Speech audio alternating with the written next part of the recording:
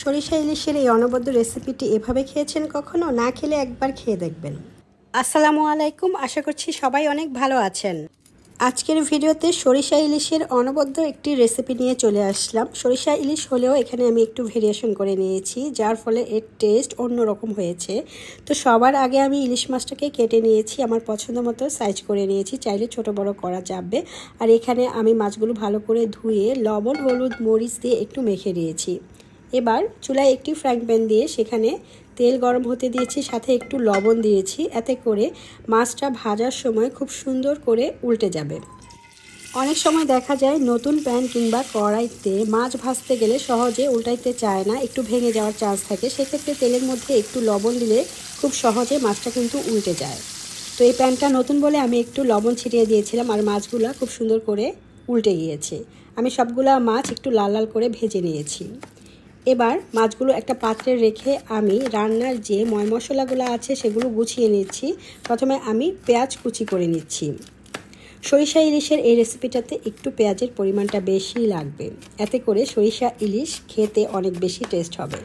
পেঁয়াজ কুচি হয়ে গিয়েছে, এখন পেঁয়াজ কুচিগুলো সেই একই প্যানের মধ্যে দিয়ে একটু ভেজে নেব। এদিকে আমি কিছু সরিষা আর কাঁচামরিচ নিয়েছি, আর এগুলো পাটায় বেটে নিয়েছি। তারপর এখানে হলুদের গুঁড়া, ধনিয়ার গুঁড়া, লবণ, মরিচের গুঁড়া, একটু আদা রসুন বাটা, আর একটা বিশেষ জিনিস, এটা হচ্ছে টক দই। আর এই টক দইটা আমি ঘরেই বানিয়ে নিয়েছি।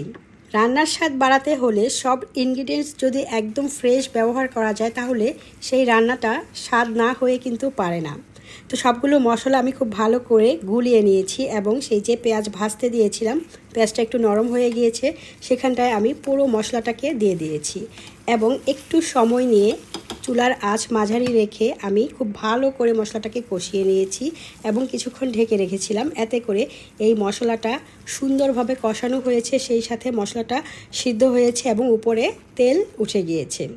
দেখেছেন মশলাটা যখন কষানো হয়ে গিয়েছে, মশলাটা একদম আঠালো একটা ভাব চলে আসছে। দেন আমি গরম পানি ব্যবহার করেছি ঝোলের জন্য, এবং ভাজা মাছ এক এক করে ছেড়ে দিয়েছি। ভিডিওর প্রতি ক্ষেত্রেই কিন্তু ছোট ছোট কিছু টিপস আছে, যেগুলো কিনা রান্নার স্বাদ বাড়ায়, আপনারা নিশ্চয়ই লক্ষ্য করেছেন। তারপর আমি ঢেকে রেখেছি, এবং ঢাকনা তুলে এখানে আমি কয়েকটা কাঁচা মরিচ ব্যবহার করেছি ফ্লেভারের জন্য। এটাতে ঝাল ছড়াবে না, কেবল ফ্লেভার আসবে।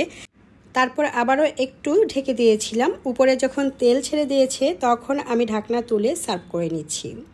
এভাবে টক দই দিয়ে সরিষা ইলিশ রান্না করে দেখবেন কতটা অনবদ্য হয়, আর এর স্বাদ কিন্তু জিভে লেগে থাকবে।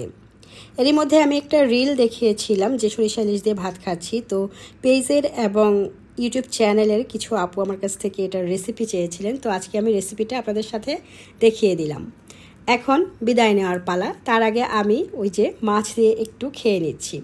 এটার স্বাদ কিন্তু ভোলার না, এত বেশি মজা। সরিষা ইলিশ খেলে এভাবেই খেতে হবে। আমার এই রেসিপিটা ফলো করে অবশ্যই ট্রাই করবেন, আশা করছি নিরাশ হবেন না। তো আজকে খেতে খেতেই বিদায় নিয়ে নিচ্ছি। আপনারা সবাই অনেক ভালো থাকবেন, সুস্থ থাকবেন। আল্লাহ হাফেজ, আসসালামু আলাইকুম।